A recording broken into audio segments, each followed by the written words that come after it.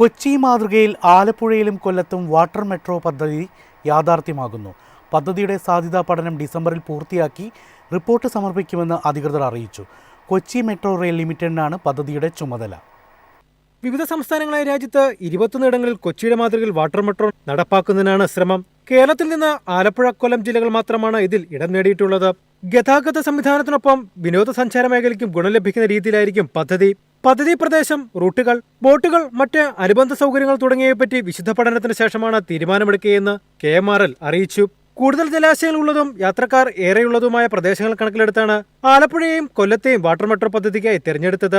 ജലഗതാഗത വകുപ്പിന്റെ സൗകര്യങ്ങളെ ബാധിക്കാതെയാകും water metro service. പൂർണ്ണമായും സൗരോർജ്ജ ബോട്ടുകൾ ഉപയോഗിക്കുന്നതിൽ പരിസ്ഥിതി മലിനീകരണവും ഉണ്ടാവില്ല. എയർ കണ്ടീഷൻ സൗകര്യമുള്ള ആധുനിക ബോട്ടുകളാവും ഉണ്ടാവുക. കൊച്ചി വാട്ടർ മെട്രോയുടെ മാതൃകയിൽ ഏകീകൃത ഓപ്പറേഷൻ കൺട്രോൾ സെന്ററിൽ നിന്നാകും ബോട്ട് നിർമ്മിക്കുക. വിനോദസഞ്ചാരികൾ ഏറെയുള്ള ആലപ്പുഴ, മുഹമ്മ, പാതിരാമണൽ, കുമരകം റൂട്ടുകളാണ് പ്രാമുഖ്യം നൽകുന്നത്.